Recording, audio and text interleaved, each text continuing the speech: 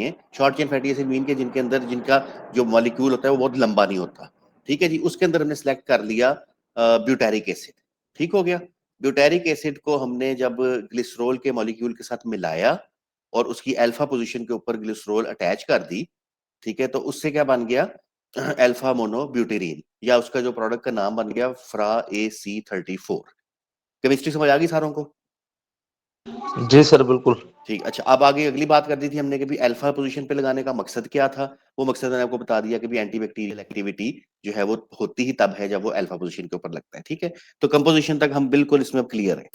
अच्छा, अब आ जाते हैं जनाब इसी की थोड़ी सी आगे इंग्लिश में कुछ थोड़ा सा उर्दू का हमारा मटेरियल मिस हो गया था, वो हम आपसे बाद में भी शेयर कर देंगे ताकि आसानी हो आपको पढ़ने के अंदर इसके अंदर। ठीक है जनाब। अच्छा जी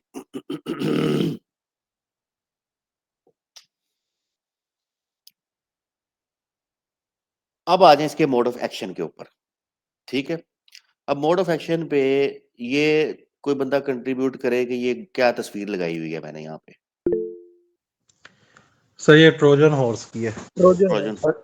सर ये ट्रोजन हॉर्स मेथड है। ये हम्म। ट्रोजन हॉर्स है, यानी कि धोखे से मारते हैं बैक्टीरिया को। अच्छा, कोई इसको किसी को इसकी हिस्ट्री पता है ट्रोजन हॉर्स की? जी सर। बोलें बोलें, जिसको पता है वो शेयर करे अपना नॉलेज। सर यानी कि एक जंग थी, उसके ऊपर जो है ना उनको शिकस्त देने के लिए इन्होंने एक घोड़ा बनाया था लकड़ी का, हम्म। हम्म। जिसके अंदर जो है ना उन्होंने अपने सिपाही जो है ना छुपा दिए थे। हम्म। जैसे ही वो अंदर गए ना तो वहां से वो सिपाही निकले और उनको जो है ना अटैक किया और वो किला फतेह किया, कुछ इस तरह से। प्रेजेंटेशन देते हुए आपका क्लिप बनाना है यार था ताकि कर अच्छा, ठीक है अपना रियाज साहब, आपने बिल्कुल सही एक्सप्लेन किया। तो और कोई बंदा इसके अंदर कंट्रीब्यूट करे? सर ये ट्रॉय शहर था यूनान का सर, ये फतह नहीं हो पा रहा था, तो ये सर वो माले गनीमत के तौर पे इन्होंने ये घोड़े को लूटते हैं और उसके बाद वो खुद वो जो है मूवी भी सर इसकी बड़ी फेमस थी हाँ सर। हाँ बिल्कुल, ये था बेसिकली यूनानियों की साइंस थी ये वाली। और सिटी जो था ट्रॉय था, TROY। तो वो एक वाहिद सिटी था कि जो बड़ा मजबूत किला उन्होंने बनाया हुआ था, और उसकी बड़ी बड़ी यस। दीवारें थी और बड़े मजबूत दरवाजे थे। तो वो उनसे जो है ना जी वो फतह नहीं हो रहा था, क्योंकि जाहिर बात है वो अंदर सारे बंद हो गए थे, उन्होंने दरवाजे बंद कर लिए। अच्छा, अब उसमें हुआ ये कि उनसे उनको पता था कि भी अगर हम दीवारों को तोड़ने की कोशिश करेंगे तो पॉसिबल नहीं होगा ना। अच्छा, फिर आपको पता है कि भी हर चीज के पीछे, हर नुकसान के पीछे कहीं ना कहीं लालच होता है, ऐसा ही है ना? ठीक है, इंसान भी जब भी कहीं पे धोखा खाता है तो वो लालच पहले करता है, तो उसकी वजह से जो है वो उसके साथ कोई नुकसान होता है। तो इन यूनानियों ने सोचा कि भी ये अंदर इनके पास जो है ना वो पैसे भी खत्म हो रहे हैं, खाने पीने की चीजें भी कम हो रही हैं, तो इनको थोड़ा सा लालच देते हैं। उन्होंने फिर ये घोड़ा तैयार किया, बहुत बड़ा ये एक था, और उसके अंदर अपने फौजी छुपा दिए। और शो इन्होंने ऐसे किया कि जिस तरह ये कोई इसके अंदर कोई माले गनीमत है, इसमें कोई सोना, कोई पैसे, रुपए पैसे हैं इसमें। और इन्होंने वो घोड़ा जो है ना वो पहियों पे रख के तो किले की तरफ चलाना शुरू कर दिया। पहले तो वो डर गए, उसके बाद फिर वो उन्होंने कहा कि यार हो सकता है इसके अंदर से कोई ऐसी सी चीज हमें मिल जाए। वो कोई बीच में तो उन्होंने कहा कि हो सकता है कि जी ये हमें वो जो है ऊपर से कोई मदद आई है, और जैसे कहते हैं ना डिवाइन की तरफ से मदद आ गई है, तो खाने पीने की चीजें आ रही हैं। उन्होंने उस घोड़े को एंटर कर लिया अंदर। ठीक है। अच्छा, जिस तरह वो घोड़ा एंटर हुआ और लोगों ने कहा कि भी अब इसको हम खोलते हैं, वो उनके खोलने से पहले जो है वो फौजियों ने जो है उसको ब्रेक करके तो वहां पे सारी की सारी कार्रवाई अपनी डाल के तो वो उन्होंने विद इन फ्यू मिनट्स जो है ना जो पूरे शहर के ऊपर कब्जा कर लिया। अब इस को हम जो है वो AC34 में कैसे जो है वो डाल सकते हैं ना, हम क्यों कहते हैं कि रिजेम्बलेंस है इसकी? कोई किसी को आइडिया है? जी सर। बोलें। सर हमने इसमें 24 में जो हमारा मॉलिक्यूल्स है वन मोनोग्लिसराइड जो है इसके अंदर, इसमें सर जो बैक्टीरिया जो है ना बेसिकली ग्लिसरॉल को लेता लेता है एज ए फूड सोर्स ना, तो हमने इन मॉलिक्यूल्स के फ्रंट पे जो है ग्लिसरॉल को अटैच किया हुआ है और बैक साइड पे जो है वन मोनोप्रोपेनिन और वन मोनोब्यूटेरीन अटैच है ना, तो बैक्टीरिया इसको एज ए फूड सोर्स जो है इनगल्फ कर लेता है और उसके ठीक बाद है। जो अगला इसका मोड ऑफ एक्शन है सर वो फिर कंटिन्यू होता है। क्यों जी, सारे लोग एग्री करते हैं हमजा साहब की बात से? जी सर। जी बिल्कुल। ठीक हो गया ना? जी तो सर। ये बेसिकली जी बैक्टीरिया सर, को जी बिल्कुल। हाँ धोखा देने के लिए जो है ये चीज की गई है। अब आपको समझ आ गई ना कि ये केमिस्ट्री जो थी बनाई उसका उसके पीछे साइंस क्या थी ना? वो साइंस यही थी कि ग्लिसरॉल को इसलिए अटैच किया गया था ब्यूटारिक एसिड के साथ कि अगर अकेला ब्यूटारिक एसिड दे देते ठीक है, उसको कोशिश करते कि बैक्टीरिया उसको खा ले, तो उसने उसको नहीं खाना था ना, ठीक है, तो ग्लिसरॉल को साथ लगाया। ग्लिसरॉल को वो लेता है as a source of energy, ठीक है। आपने फूड का वर्ड ठीक यूज किया, लेकिन आप अगर बहुत स्पेसिफिक हो जाएंगे तो आपने अपनी प्रमोशन के अंदर या अपनी डिटेलिंग के अंदर कहना है कि जी as a source of energy जो है वो उसको ग्लिसरॉल को लेता है, ठीक है जी, क्योंकि बैक्टीरिया को जो है वो एनर्जी की जरूरत होती है, ठीक है। जैसे ही वो अल्फा मोनोग्लिसराइड उसके सामने आता है ना, तो वो देखता है कि यार ये तो ग्लिसरॉल का एक मेरे पास आ रहा है, अपना समझ लो कि खाना पीना, वो फौरी तौर पे उसको as a source of energy जो है वो अपटेक कर लेता है उसका, और जैसे ही वो अंदर जाता है तो ग्लिसरॉल अलग हो जाता है, ठीक है, और ब्यूटेरिक एसिड जो है वो एज एन ऑर्गेनिक एसिड अंदर घुस के, तो वो सारी की सारी जो एक्टिविटी है एंटीबैक्टीरियल या एंटी माइक्रोबियल एक्टिविटी है वो उस तरीके से करना शुरू कर देते हैं। तो इसलिए हम इसको ट्रोजन हॉर्स मेथड के साथ इसकी रिजेम्बलेंस करवाते हैं कि जिस तरह यूनानियों ने ये खेल खेला था, उसी तरह हमने जो है वो ब्यूटेरिक एसिड को छुपा दिया ग्लिसरॉल के अंदर, और बैक्टीरिया ने ग्लिसरॉल को जो है वो एनर्जी का सोर्स समझ के खा लिया, लेकिन खाते साथ ही उसकी जो है वो उसको समझ आ गई कि यार तो मेरे साथ ज्यादती हो गई है, बेसिकली ये एनर्जी सोर्स नहीं था, ये तो इसके अंदर एंटी माइक्रोबियल एजेंट डाला हुआ था। क्लियर है जी? मोड ऑफ एक्शन ही एक्सप्लेन कर लेंगे आप जाके सारे जल्दी से। जी सर। चलो अच्छा, अब उसके बाद जो है वो अगली एक साइंस शुरू हो जाती है, ठीक है। ये तो होगी ना एंट्री पॉइंट था कि वो बैक्टीरियल सेल के अंदर दाखिल कैसे होता है, ठीक है, वो हमने आपको एक्सप्लेन कर दिया कि वो ग्लिसरॉल की मदद से वो अंदर दाखिल हो जाता है। उसके बाद फिर एडवांस मोड ऑफ एक्शन जो है वो क्या है, यानी एडवांस मीन के अगले स्टेज के ऊपर भी किस तरह से करता है ये एक्टिविटी। तो देखें इसके अंदर जो है ना, ये हम पॉइंट नंबर 1 और पॉइंट नंबर 2 देखें इसके अंदर, ठीक है। एक वर्ड लिखा हुआ है लॉग फेज और एक लिखा हुआ है लैग फेज, ठीक है जी। तो होता क्या है इसके अंदर मैं आपको थोड़ी सी एक्सप्लेनेशन देता हूँ मजीद। ये अगर हमारे पास इसका सिर्फ 1 मिनट में स्टे करें।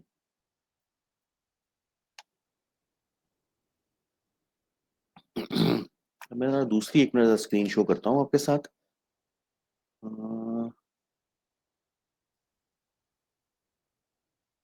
आ रही है नजर सारों को? जी सर आ रही है। जी सर आ रही है। अच्छा, अब आपने वो पॉइंट ज़हन में रखना है जो नीली स्लाइड के ऊपर था, लैग फेज और लॉग फेज, ये 2 वर्ड याद रखते हैं, ठीक है। आपके कस्टमर्स को पता है, जो डॉक्टर्स हैं वो अगर पढ़ लिख के आया हुआ है तो उसको इन चीजों का पता है, ठीक है। आप जब उसको बताएंगे तो वो उसको खुद ब खुद चीजें ज़हन में आना शुरू हो जाएंगी। तो ये बेसिकली जब एक जरासीम है जो बैक्टीरिया है ना, ठीक है, जिस वक्त वो ग्रोथ कर रहा होता है ना बॉडी के अंदर, पोल्ट्री के अंदर या इंसानों के अंदर, तो उसके उस ग्रोथ को 3-4 हिस्सों में तकसीम कर दिया गया है, ठीक है जी। ये आपको जो है सारी चीजें नजर आ रही हैं कि सबसे पहले आपको नजर आएगा लैग फेज, पहला जो नीचे है ना लेफ्ट हैंड के ऊपर, ठीक है। लैग फेज क्या होता है कि जिस वक्त बैक्टीरिया अपनी स्टार्टिंग करता है ग्रोथ की, ठीक है। मैं इसके आपको एग्जांपल देता हूं कि जहाज में सफर किया हुआ है ना काफी सारे लोगों ने, जी सर। किया हुआ है। अच्छा, पहले क्या होता है कि सबसे पहले रनवे के ऊपर जहाज भागना शुरू कर देता है, ठीक है, आहिस्ता आहिस्ता चल रहा होता है। अच्छा, उसके बाद फिर अचानक जो है वो ऐलान करता है पायलट कि जी अपना रेडी हो जाएं टेक ऑफ के लिए, यानी उड़ने के लिए तैयार हो जाएं। फिर अचानक स्पीड जो है वो तेज हो जाती है, इंजन चलते हैं सारे और वो शू करके आवाज आना शुरू हो जाती है, ठीक है। ये होती है लैग फेज कि जिस वक्त बैक्टीरिया पहले हल्की हल्की स्टार्टिंग करता है अपनी रनवे के ऊपर, और फिर साथ ही अनाउंस करता है कि लो जी उड़ने के लिए तैयार हो जाओ, और जैसे इंजन तेज होते हैं उसके स्पीड बढ़ती है तो उसको हम कहते हैं लैग फेज, ठीक है। फिर झटका लगता है अचानक और जहाज जो है वो हवा में चला जाता है, ठीक है, और हवा में चलता है और साथ ही उसकी स्पीड जो है वो जहाँ पे होती है 150-200 किलोमीटर पर घंटा, वो चली जाती है जनाब फौरी तौर पे कोई 500, 600, 700, 800 किलोमीटर पर घंटा के ऊपर, ठीक है। और फिर उसका मुंह भी सीधा होता है, बिल्कुल उस वक्त आपने देखा होगा कि जब जहाज में बैठे हुए तो आपको नजर आ रहा होता है कि भाई आप टेढ़े हुए हैं ना, यानी उसका जो है वो आसमान की तरफ मुंह होता है। ये आ गई लॉग फेज, समझ आ रही है? जी सर। जी सर। जी सर बोलते हैं बिल्कुल। ना साथ साथ, हाँ, जहां समझना है वहीं पे रोक देना है मुझे, ठीक है। समझ आ गई? लैग फेज आ गई, लॉग फेज समझ आ गई, ठीक है जी। अच्छा, इस वक्त का टाइम होता है कि पायलट कहता है कि जी आपने अपनी सीट बेल्टें नहीं खोलनी, ठीक है, और किसी बंदे ने अपनी सीट से नहीं उठना, क्योंकि उस वक्त जहाज जो है वो इतनी स्पीड से जा रहा होता है ऊपर की तरफ, आसमानों की तरफ, कि डर होता है कि कोई बंदा अगर उठ जाए वहां पे तो गिर सकता है। ठीक हो गया। फिर उसके बाद क्या होता है जनाब, कोई 15-20-25 मिनट गुजर जाते हैं, आधा घंटा गुजर जाता है, कोई झटके झुटके भी लगते हैं, हवा का प्रेशर भी आता है, कान भी बंद होते हैं। फिर क्या होता है कि अचानक जो है ना आपको लगता है कि जी जहाज सीधा हो गया है और फ्लाइट जो है ना स्मूथ हो गई, और साथ ही वो टन आवाज आती है और वो जो सीट बेल्ट के निशान है ना वो बुझ जाते हैं। इसका मतलब है कि अब आप रिलैक्स हो जाएं। ठीक है, अब जहाज अपनी सीधी जो है प्रवास के ऊपर आ गया है। ये होती है स्टैटिक या स्टेशनरी फेज। डॉक्टर साहब, जी, ये लॉग फेज के बारे में थोड़ा दोबारा बताइएगा सर। लॉग फेज मैंने बताया था पहला, क्लियर है, लैग क्लियर है ना कि रनवे पे जी, चला, लैग क्लियर है सर। ठीक है, फिर स्पीड पकड़ी रनवे पे और साथ ही उसने ठक करके टेक ऑफ कर लिया। ठीक है, ठीक उसके है। बाद क्या होता है कि लॉग फेज ये होता है कि जब जहाज का मुंह ऊपर की तरफ होता है और वो मुसलसल अपनी स्पीड तेज कर रहा होता है, 50, 60, 70, 100, 200, 300, 400, 600, 700 किलोमीटर फी घंटा पे चला जाता है, लेकिन जहाज का जो मुंह है वो ऊपर की आसमान की तरफ होता है, समझ लें आप ना। ठीक है, तो स्पीड अपनी पकड़ रहा होता है वो। तो ये होती है उस वक्त उसकी सबसे, आप समझ लो कि भी तेज स्पीड। ठीक है, सबसे ज्यादा पावर लग रही होती है, तो इसको लॉग फेज कहते हैं। यहाँ पे भी आपको इस ग्राफ में भी नजर आ रहा है ना कि ये बिल्कुल सीधी लाइन जी जा जी रही है ऊपर को। ठीक है, पहले लॉग फेज में थोड़ी सी तिरछी थी, अब ये बिल्कुल आसमान की तरफ हो गई है तकरीबन। ठीक हो गया, जी सर। ये लॉग फेज है। और फिर जैसे ही फ्लाइट स्मूथ हो जाती है, ठीक है जनाब, तो और जहाज की स्पीड भी आप अगर देखें, आपके सामने अगर स्क्रीन लगी होती है तो उसके ऊपर आ रही होती है कि लो जी इस वक्त जहाज जो है वो समझ लें कि भी आप 700 किलोमीटर फी घंटा की रफ्तार से चल रहा है। ठीक है जी, तो और बिल्कुल वो सीधा हो जाता है, स्ट्रेट हो जाता है, कोई झटका नहीं लग रहा होता आपको। तो इसका मतलब क्या होता है कि जी स्टैटिक फेज आ गई है। अब हम सुकून से बैठे हैं, अब हम उठ के जो है वो वॉशरूम भी जा सकते हैं। ठीक है, अगर कोई खाना पीना किसी ने तो वो भी कर सकता है। ठीक है, चलना फिरना भी कर सकता है जहाज के अंदर। अब डर नहीं होता कि भाई कोई झटका लगेगा, आपको चोट चोट लग सकती है इसके अंदर। ठीक है, अब जनाब हम जो है वो 3 घंटे 4 घंटे स्टैटिक फेज के अंदर रहते हैं। ठीक है, ये सबसे लंबा फेज होता है। अच्छा, उसके बाद क्या होता है जनाब के साथ ही हमारा कराची पहुंच गए हम जनाब, इस्लामाबाद से चले थे हम। ठीक है जी, कराची पहुंच गए। कराची जैसे ही इसने एंटर होना है, सखर के से क्रॉस करना है, तो पायलट अनाउंस कर देता है कि जी अगले आधे घंटे में हम जिना इंटरनेशनल एयरपोर्ट पे उतरने वाले हैं। ठीक है जी, वो पूरी एक अनाउंसमेंट हो जाती है। और उसके बाद आप देखते हैं कि जहाज आहिस्ता आहिस्ता आहिस्ता नीचे की तरफ आना शुरू हो जाता है। ठीक है, तो ये अब आप समझ लेंगे डिक्लाइन फेज शुरू हो गई है। ठीक है जी, और डिक्लाइन फेज जब जो बिल्कुल एयरपोर्ट के सर पे आ जाता है, फिर दोबारा सीट बेल्टें ऑन हो जाती हैं और वो कहते हैं कि अब किसी बंदे ने उठना नहीं है क्योंकि अब हम लैंडिंग करने लगे हैं। ठीक है, और फिर आपको थोड़े से झटके लगते हैं और करते करते जो है ना जी वो फिर अब जहाज का मुंह नीचे की तरफ हो जाता है। ठीक है जी, डिक्लाइन फेज में, और फिर अल्टीमेटली नीचे की तरफ आके तो वो रनवे के ऊपर अपना कह लें कि जी लैंड कर देता है। तो ये बेसिकली 4 फेज है बैक्टीरिया की ग्रोथ के। कोई अब मुझे बताए बंदा कि ये क्या साइंस मैंने बताई है। इसमें सर बेसिकली जो है वो कोई भी माइक्रोब है हम्म, वो बीमारी काज करने के लिए पहले तैयारी पकड़ता है, ठीक है। और फिर जो है ना वो डिजीज उसको जो है ना वो चिड़िया तैयारी अपनी पकड़ता है, उसको लैग फेज कहा जाता है। हम्म, और जब फिर जो वो शुरू कर देता है बीमारी, यानी एक बैक्टीरिया जो है ना एक माइक्रोब पैदा करता है, दूसरा भी सेम टाइम पे वो डिजीज काज करना शुरू कर देते हैं, ठीक है। उसको लॉग फेज कहते हैं। हम्म, और फिर एक ऐसी फेज आती है कि जिससे बीमारी काज कर चुके होते हैं और वो जो है हम्म, ना उस पर अपने आप को बरकरार रखते हैं कि अब डिजीज जो है ना वो बनी रहे। ठीक है। उसको हम जो है ना वो स्टैटिक फेज या स्टेशनरी फेज कहते हैं। और हम्म, उसके बाद एक टाइम आता है कि वो फिर डिक्लाइन की तरफ चला जाते हैं, यानी बीमारी खत्म होना शुरू हो जाती है। है या तो जी। वो अपना टाइम पूरा कर चुकी होती है, या हम्म, फिर जो है ना वो उसकी लाइफ खत्म हो गई होती है ना, तो हम्म, उस फेज को हम डिक्लाइन फेज कहते हैं। ठीक है, या इलाज शुरू हो जाता है उस पर। ठीक हो गया, चले बिल्कुल क्लियर हो गया। सारे बंदे एग्री हैं इस चीज से। जी इसमें सर। Yes sir. जी सर। इसमें डॉक्टर साहब एक अर्ज करना चाहूंगा सर, ये इसी हम्म, स्लाइड पे रहिएगा कि इसमें जो आपने ये भी एक देखा होगा कि अक्सर हम जो मेडिसिन देते हैं इसमें ये भी बहुत इम्पोर्टेंट होता है कि आप मेडिसिन किस फेज में दे रहे हैं। हम्म, जो लैग फेज है यहाँ पे आपकी मेडिसिन के काम करने के इम्कानात बहुत ज़्यादा होते हैं। हम्म, और जब वो लॉग फेज में या स्टैटिक फेज में होती है या इवन स्टैटिक में आप देते हैं और वो डिक्लाइन की तरफ जा रही होती है, तो उधर भी मतलब दवाई के काम करने के इम्कानात ज़्यादा होते हैं ना। जिस तरह मतलब एक अरसे की बात है कि हम लोग जो है वो फार्मिंग किया करते थे, जब ओपन फार्मिंग होती थी तो डॉक्टर साहब को हम चूजा दिखाते थे ना, तो डॉक्टर से आया करते थे उधर। तो वो अक्सर एक टाइम होता है कि जहाँ पे बीमारी खुद ही फ्लॉक से जाना शुरू हो जाती है, और वहां पे जब हम दवाई देते हैं तो दवाई बीमारी वैसे ही डिक्लाइन फेज में होती है और दवाई काम करती नजर आती है। लॉग फेज और जहाँ पे वो स्टैटिक पे वो पीक पे पूरा अपना जोर लगा रही होती है, जैसा डॉक्टर साहब ने कहा कि वो तो आसमान की तरफ होता है उसका, तो वो फिर उस किसी की नहीं सुनती, किसी एंटीबायोटिक की एंटीवायरल हाँ की सुनती। उधर एग्जैक्टली जो है ना जी बहुत मुश्किल होता है। C12 का मतलब जो सक्सेस का हमारा रेशो था वो लैग फेज में था। जैसे ही जिस तरह डॉक्टर साहब ने ये वो ग्राफ बनाया है, ये जो एल बना हुआ है और जो फर्स्ट एरो है, अभी हमारी कल भी एक लिंका स्प्राइट के हवाले से बात हुई और हमने अपने एक कंपटीटर कंपनी से भी पूछा, उन्होंने जो उनके रिप्रेजेंटेटिव थे तो उसने कहा कि मैं जैसे ही बीमारी सर उठाती है लैग फेज में हम उधर दे देते हैं, और लॉग फेज में जब वो बिल्कुल अपना मुंह उठाती है तो उसके उठाने से पहले पहले आप दवाई दे दें तो बहुत अच्छे रिजल्ट आते हैं। या फिर जो उसने मार धाड़ करनी है वो कर ले और जाके वो स्टैटिक से डिक्लाइन की तरफ वो आप फिर दें तो फिर वो भी वो काम करती हुई नजर आती है। क्यों डॉक्टर साहब, क्या ख्याल जी है? एग्जैक्टली मैं बिल्कुल एग्री कर रहा हूँ इस चीज से, और ये बड़ा इंपॉर्टेंट पॉइंट है कि देखें, एक प्रोडक्ट है कि जो लैग फेज में काम कर रही है या लॉग फेज में काम कर रही है, एक है जो स्टैटिक फेज में काम कर रही है। अगर स्टैटिक फेज में आप इलाज शुरू करेंगे तो आपका बहुत सारा नुकसान हो चुका होगा, ठीक है, या डिक्लाइन फेज पे अगर करेंगे तो हो सकता है कि भी 30,000 के फ्लॉग में से 5-7 हजार चूजा जो है वो बेचारा मर चुका हो उस वक्त, ठीक है जी, तो नुकसान तो आपका हो गया। ठीक है, अगर आप उसको लैग फेज में पकड़ लेंगे ना, तो इसका मतलब ये है कि भी हल्के फुल्के क्लिनिकल साइन अपीयर होना शुरू होंगे, हल्की फुल्की कुछ छींकें आ रही हैं कुछ तरह से, अगर आप समझ लें कि भी बर्ड जो है वो थोड़ी सी शो कर रहा है कि वो बीमारी की तरफ जा रहा है, तो अगर उस साइड उसी टाइम पे कोई दवाई दे देंगे तो वो फौरी तौर पे आपके उस 5-7 हजार बर्ड को बचा लेगी। ठीक है, इसलिए इस स्लाइड की बहुत ज्यादा अहमियत है कि लैग फेज में जो है वो AC34 काम करता है और नुकसान होने से बहुत पहले ही बीमारी को खत्म करने की सलाहियत रखता है। और उसमें आपका ये है कि फायदा ये होता है कि भी आपका वो 5-7 हजार चूजा जो है वो बच जाता है।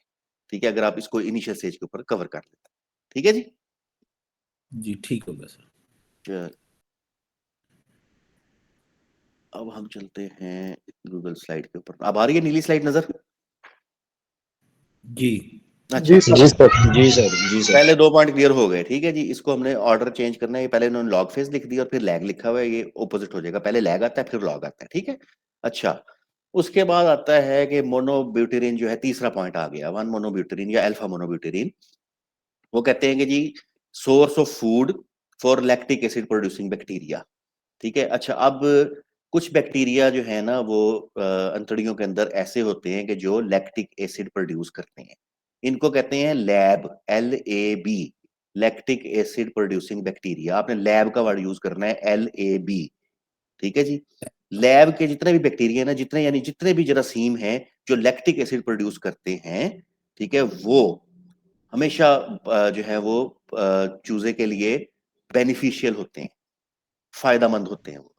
ठीक है जी, तो जितना हम लैक्टिक एसिड प्रोड्यूसिंग बैक्टीरिया या लैब का नंबर बढ़ा देंगे ना चूजे के इंटेस्टाइन के अंदर, उतनी ही उसकी ग्रोथ चूजे की बेहतर होना शुरू हो जाएगी, क्योंकि ये बेनिफिशियल बैक्टीरिया होते हैं, ये हार्मफुल नहीं होते, ये नुकसान नहीं पहुंचाते, ये फायदा देते हैं। ठीक है, और जितने भी लैब हैं इंटेस्टाइन में, ठीक है, उनके लिए जो मोनोब्यूटेरिन है या फ्रा AC34 है, वो एक फूड के सोर्स के तौर पर भी काम करता है। इसका मतलब ये होता है कि भी फ्रा AC34 जब भी हम देंगे बर्ड को, तो वो लैक्टिक एसिड प्रोड्यूसिंग बैक्टीरिया या लैब की जो ग्रोथ है या उनका लेवल है उनको बढ़ा देगा। ठीक है जी, और उसकी वजह से क्या होगा कि अल्टीमेटली इंटेस्टाइन की पीएच जो है वो कम हो जाती है। ठीक है जी, वो एसिडिक की तरफ चली जाती है।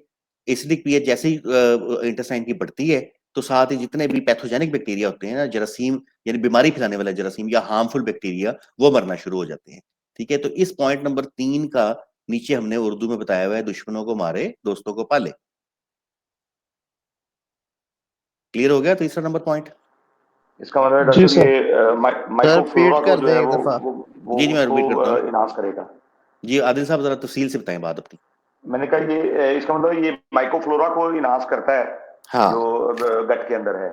जी, ठीक है, और और माइक्रोफ्लोरा की आपने बात की है ना, तो माइक्रोफ्लोरा में सबसे जो कह लें कि सबसे ज्यादा जो पाए जाने वाले हैं ना, वो लैब होते हैं, LAB होते हैं, लैक्टिक एसिड प्रोड्यूसिंग बैक्टीरिया। ठीक है जी, ठीक ठीक। हाँ जी, आप कोई बंदा कहता है रिपीट करना है? मैं रिपीट करता हूँ उसको, लेकिन इससे पहले कोई और बंदा अपना ओपिनियन दे, पॉइंट नंबर 3 को एक्सप्लेन करे जो मैंने भी बताया है। नवाज साहब आप बोले। सर ये लैक्टिक एसिड की प्रोडक्शन को बढ़ाता है, इसके लैक्टिक एसिड की प्रोडक्शन जो है वो आपके बेनिफिशियल बैक्टीरियाज हैं। जब लैक्टिक बेनिफिशियल एसिड बैक्टीरिया तादाद में ये नहीं, लैक्टिक एसिड की production, lactic acid producing bacteria जी उनको लैक्टिक बढ़ाता है। एसिड जो बैक्टीरिया लैक्टिक एसिड प्रोड्यूस करते हैं हाँ, ना, उनको बढ़ाता है, ये उनकी तादाद में इजाफा करता है। तादाद में इजाफा कर देता है। ठीक है, उसकी वजह क्या है, जी जितने ज्यादा वो होंगे उतना ही लैक्टिक एसिड प्रोड्यूस करेंगे वो, और लैक्टिक एसिड प्रोड्यूस होगा तो पीएच कम हो जाएगी इंटेस्टाइन की, और जैसे पीएच पीएच कम कम हो होगी जाएगी और जिससे इंटेस्टाइन की, बैक्टीरिया की डेथ हो जाएगी। हार्मफुल बैक्टीरिया की नहीं, हार्मफुल हार्मफुल बैक्टीरिया, बैक्टीरिया नुकसान हार्मफुल देने वाले बैक्टीरिया बैक्टीरिया की। ठीक हो गया, जी जी क्योंकि ये एक फैक्ट है कि जितने भी नुकसान पहुंचाने वाले बैक्टीरिया है ना, वो लो पीएच के ऊपर या एसिडिक पीएच के ऊपर वो बेचारे सर्वाइव नहीं कर सकते। ठीक हो गया, तो मैं उसको इसमें रिपीट करता हूँ जी। डॉक्टर साहब बोले। इसमें एक चीज ये है कि जो हमारे अक्सर लोग अगर ये हम प्रोडक्ट कुछ बताएंगे तो मेरा ख्याल में पहले भी क्वेश्चन होता होगा कि ऑर्गेनिक एसिड के हवाले से, तो ऑर्गेनिक एसिड में अगर जब स्पेसिफिक जाए तो ऑर्गेनिक एसिड सिर्फ एक ही काम करता है, वो पीएच को मतलब डिक्रीज करके और वो जो हार्मफुल होते हैं उनको उनके बैक्टीरिया को चेक करता है, ना कि ये जो दूसरा माइक्रोफ्लोरा है उसको इनहांस करने में मेरा ख्याल है सिंपल जो ऑर्गेनिक एसिड है वो इतना बेनिफिशियल नहीं होता, वो नहीं काम करता। ऐसे है ऐसा ही है, इसलिए हमने अपने लिटरेचर में लिखा हुआ है कि ये ऑर्गेनिक एसिड से 27 गुना ज्यादा काम करने की सलाहियत रखते हैं। ये कि ऑर्गेनिक एसिड ने सिर्फ और सिर्फ पीएच को रिड्यूस करना है। ठीक है, जो अदर ऑर्गेनिक एसिड है ना, जिसमें फॉर्मिक एसिड है, प्रोपियोनिक एसिड है, और बहुत सारे आपने देखे होंगे मार्केट में ब्लेंड्स मौजूद हैं, उन्होंने सिर्फ पीएच को रिड्यूस करना है। उसका भी फायदा होता है, पीएच रिड्यूस होती है तो उससे जो है वो नुकसान पहुंचाने वाले बैक्टीरिया कम हो जाते हैं, मर जाते हैं ना। ठीक है, लेकिन यहाँ पे क्या है कि मोनोब्यूटेरिन जो है वो as a source of food भी है लैब के लिए। ठीक है, इसलिए फिर इसकी जो है वो 26-27 गुना ज्यादा जो सलाहियत है वो इसलिए होती है as compare to organic acid. ठीक हो गया जी। डॉक्टर साहब ये माइक्रोफ्लोरा और ये लैब में क्या फर्क है? सर माइक्रोफ्लोरा तो पूरी उस पॉपुलेशन को कहते हैं ना, जो अपना बेनिफिशियल बैक्टीरिया की सारी पॉपुलेशन है उसको माइक्रोफ्लोरा कहते हैं ठीक इन जनरल। और जो लैब है लैक्टिक लैब उसका एक बहुत इंपॉर्टेंट मेंबर है, जी जी जी उसका एक बहुत इंपॉर्टेंट मेंबर है उसका ना, यानी जो माइक्रोफ्लोरा है उसमें सारे जो है सारे वो बेनिफिशियल बैक्टीरिया आ रहे हैं। देखिए एक घर है ना सर इसके अंदर, ठीक है जी, एक घर के अंदर 50 बंदे रहते हैं। ठीक हो गया जी, 50 के 50 बंदे जो हैं वो अपना जॉब्स करते हैं, ठीक है जी, या बिजनेस करते हैं। ठीक है, उन 50 के अंदर से 20 लोग ऐसे से हैं कि जो महीने का 10-10 लाख रुपए कमाते हैं। ठीक है जी, 10 लोग ऐसे से हैं जो महीने का 5-5 लाख कमाते हैं। ठीक है जी, 15 लोग ऐसे हैं जो महीने का 2-2 लाख कमाते हैं। ठीक हो गया, लेकिन कमाते सब हैं। ठीक है, लेकिन सबसे ज्यादा इंपॉर्टेंट कौन है कि जो 20-20 लाख रुपए कमाते हैं महीने का। ठीक है, तो जो लैब है वो एक बहुत इंपॉर्टेंट मेंबर है उस फैमिली का, जो सबसे ज्यादा बेनिफिशियल है। बाकी भी बेनिफिशियल होते हैं, लेकिन ये सबसे ज्यादा ये बड़े कमाऊपूद होते हैं, आप समझ लेना। ठीक है, ये इसका चक्कर है। तो माइक्रोफ्लोरा का वर्ड हम जब यूज करते हैं तो इसका मतलब है कि तमाम बैक्टीरिया जो बेनिफिशियल है बॉडी के तो लिए। हम इसमें कहेंगे कि ये लैब की तादाद को बढ़ाता है, लैब की तादाद को बढ़ाता है, इसलिए बताता है कि भी लैब को फूड का सोर्स मिल जाता है ना ब्यूटारिक एसिड की फॉर्म में। ठीक हो गया, और उसके बाद फिर वो लैक्टिक एसिड प्रोड्यूस होता है और पीएच कम होती है, और उसकी वजह से जो हार्मफुल या पैथोजेनिक बैक्टीरिया हैं वो मर जाते हैं। इसलिए हम इसको कहते हैं कि भी दोस्तों को पालता है ये और दुश्मनों को ये मारता है। Got it. क्लियर जी? Yes clear sir. Yes sir, okay well done. आगे आ जाइए। अब ये जरा थोड़ी सी लंबी तफसील है, तो अगर डिफिकल्टी हो समझने में तो हम इसको इंशाअल्लाह फर्दर भी जो है वो इजी वर्डिंग में एक्सप्लेन कर देंगे। मुझे भी थोड़ा सा जो है इसको पढ़ना पड़ेगा। ठीक है जी, मेरे ख्याल इस चीज को हम अभी छोड़ देते हैं, ये आपको जरा थोड़ा सा कंफ्यूज करेगी। बेसिक कॉन्सेप्ट जो है वो हमने इसके अंदर आपको दे दिया है। ठीक है जी, इसलिए इस चीज को मैं भी आगे अगले लेवल के ऊपर चाह रहा हूँ। ठीक है, अच्छा अब ये इसकी आ गई है थोड़ी सी उर्दू। पहला क्या है कि जी फ्राई एसी 34 में मोनोप्रोपाइन और मोनोब्यूटेरिन शामिल है। दो चीजें हमने देख ली थी जो कि जदीद तरीन मॉलिक्यूल्स अल्फा मोनोग्लिसराइड से ताल्लुक रखते हैं। ठीक हो गया, क्लियर है ना? ये तो केमिस्ट्री में शुरू में पढ़ ली थी। डॉक्टर साहब इसमें एक चीज वाज़ेह कीजिएगा, क्योंकि मार्केट में ब्यूटेरिक और ब्यूटारिन, इसका थोड़ा सा बताएं कि ये ब्यूटेरिक एसिड और ब्यूटारिन में इसमें क्या फर्क है? एक ही चीज है दोनों। दोनों सेम है? हाँ, सिर्फ केमिकल नेम थोड़ी सी नाम फर्क रखे हैं इसके अंदर। अच्छा, ठीक है जी, ब्यूटीरीन भी कह देते हैं उनको और ब्यूटारिक एसिड भी कह देते हैं। बुटेरिक। ठीक है, जिस तरह प्रोपियोनिन कहते हैं और प्रोपियोनिक एसिड कह देते हैं। ठीक है जी। अच्छा, हाँ, तो इसलिए इनमें कोई फर्क नहीं है। लेकिन जब हम इस केमिस्ट्री की बात करते हैं तो फिर हम जो है वो मतलब मोनोब्यूटेरिक एसिड का वर्ड अगर यूज करेंगे वो ठीक तो होगा, लेकिन साइंस में उसका वर्ड हमेशा मोनोब्यूटीरीन के तौर पे यूज होता है। ठीक। ठीक है जी, तो सिर्फ उसकी आप समझ लें कि भी एक्सप्लेनेशन है। ठीक है, जो थोड़ा सा डिफरेंट वे में हमने इसको एक्सप्लेन कर दिया है। ठीक है जी। अच्छा, अब क्या आ गया, नंबर 2 पॉइंट इसके अंदर आ गया कि ग्लिसरॉल की जो हमने जो ट्रोजन हॉर्स वाला दिया था ना, कि जितने भी जो है जरासीम बीमारी फैलाने वाले या मुजरे सेहत बैक्टीरिया है, ठीक है, उनको जरूरत होती है ग्लिसरॉल की। ठीक है, और वो वहां पे जनाब ग्लिसरॉल से धोखा खा जाते हैं और समझते हैं कि लो जी हमारे तो जो है वो खाना पीना आ गया है, और वो ग्लिसरॉल को मिसगाइड करके उसको अपनी फूड के तौर पे खा लेते हैं। जैसे वो खाते हैं तो वहां से ब्यूटारिक एसिड रिलीज होता है और वो अपनी कार्रवाई क्लियर कर देता है। ठीक है, उसको तीसरा पॉइंट ये आ गया कि ये बैक्टीरिया ग्लिसरॉल को अपनी खुलवी झिल्ली पर मौजूद मखसूस नन्हे सुराखों, जिनको ग्लिसरॉल अपटेकिंग फैसिलिटेटर GUF गफ कहते हैं, उसके जरिए हासिल करता है। अब जाहिर बात है कि भी किसी चीज ने कहीं पे भी एंटर होना है ना, तो उसने किसी वे से एंटर होना है ना। आपने अपने घर में एंटर होना है तो आपने दरवाजे से एंटर होना है। ठीक है, आपने जो है वो मतलब पिछली गली से जो है दीवार पे चढ़ के नहीं, छत पे से नहीं आना, आपने अपने मेन डोर में से एंटर होना है। ऐसा ही है ना। ठीक है जी, गाड़ी में आपने दाखिल होना यस होता सर। है तो आपने गाड़ी का दरवाजा खोल के बैठना है, डिग्गी में से नहीं घुसना आपने।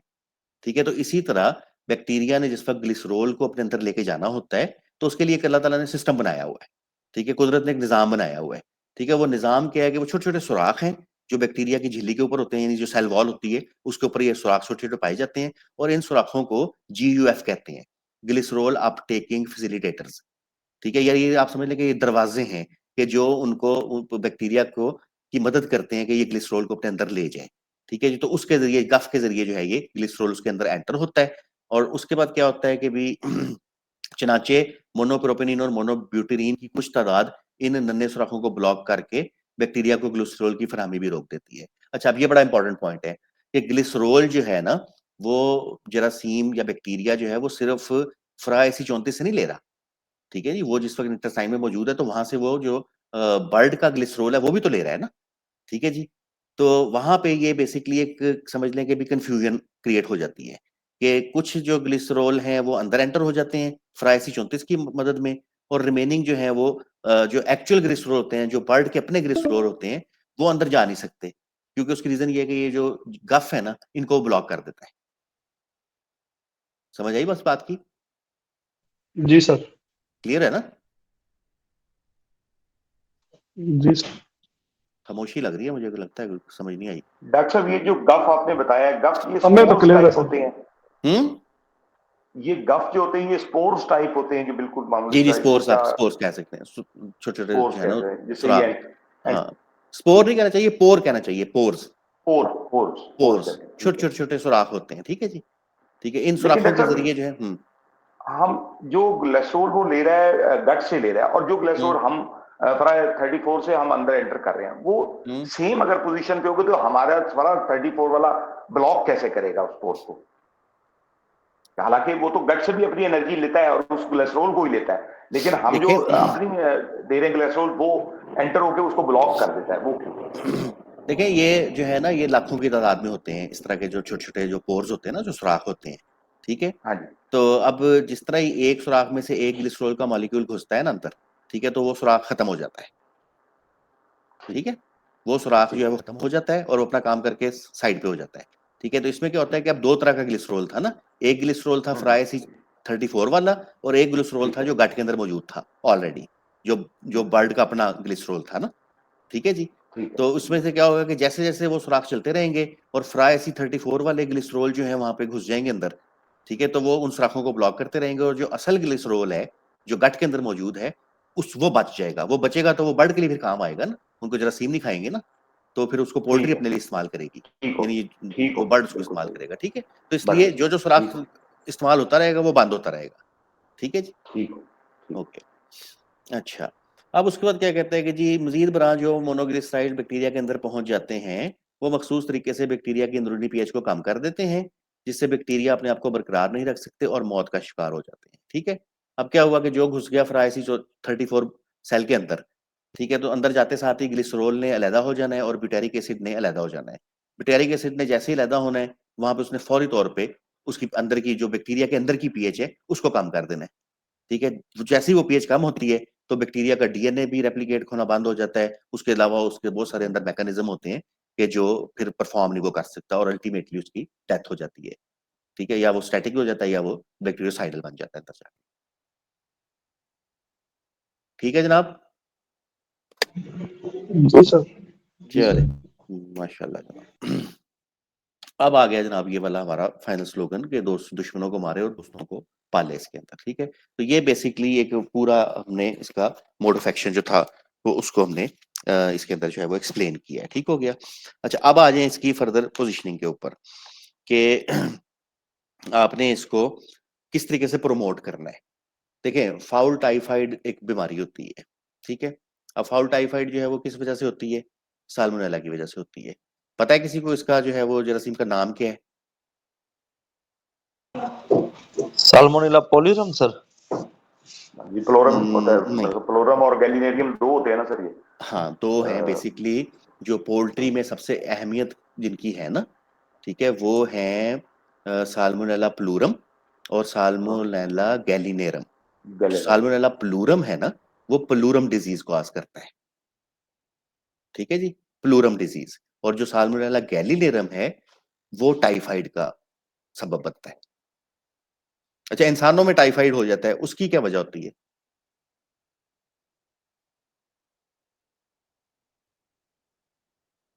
सर ये जी रिपीट करिएगा, साल्मोनेला प्रोरम और मैं दूसरा बताता क्या हूँ, बताया जी? मैं बताता हूँ। मैं पूछ रहा था कि इंसानों में भी टाइफाइड होता है, वो किस वजह से होता है? किसी को पता है इस बात का? Salmonella typhoid. हम्म, बोले बोले। Salmonella typhoid.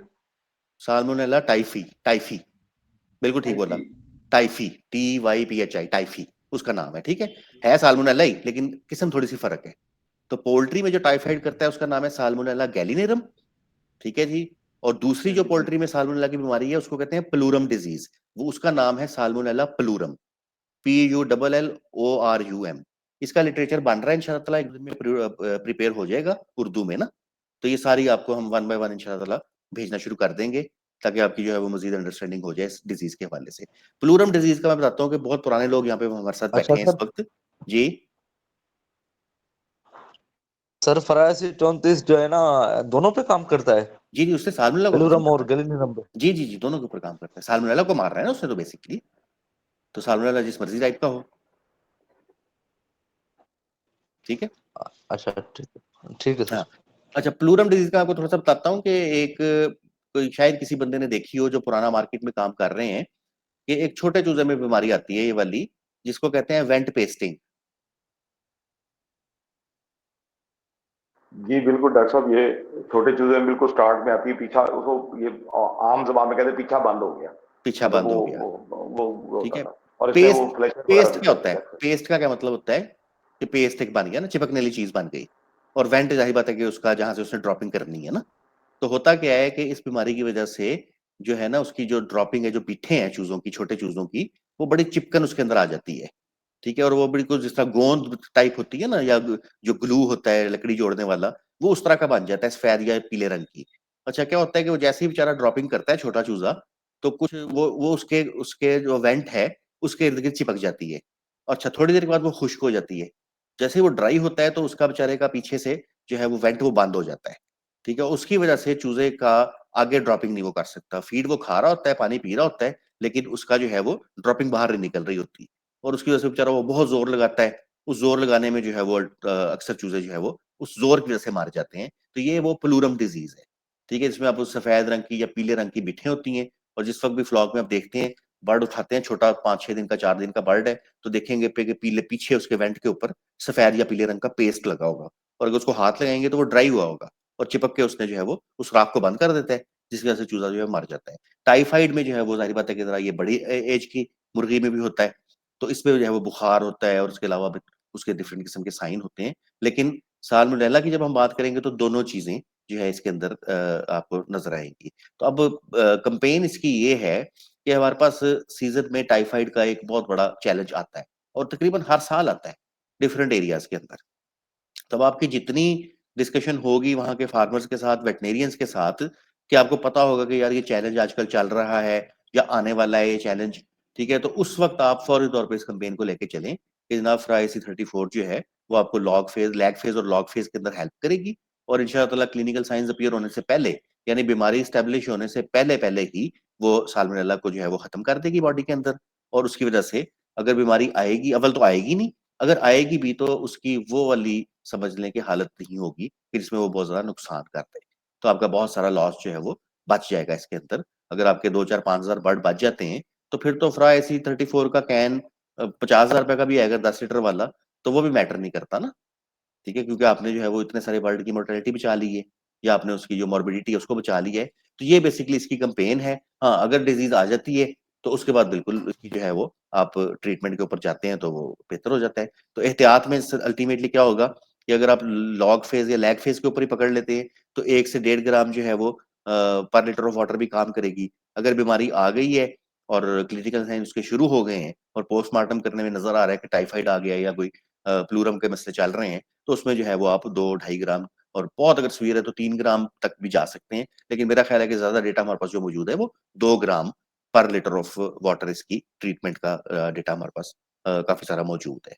तो ये एक ऐसा सोल्यूशन है कि जो आपको साल्मोनेला में और इकोलाई में हेल्प कर सकता है। ठीक है जनाब अली? जी सर। चलें, अब कोई किसी का कोई क्वेश्चन है, कोई डिस्कशन है तो वो बताएं। डॉक्टर साहब इससे आगे स्लाइड देखिएगा, इससे आगे आ रही है स्लाइड्स? नहीं सर, कोई नहीं इसके बाद।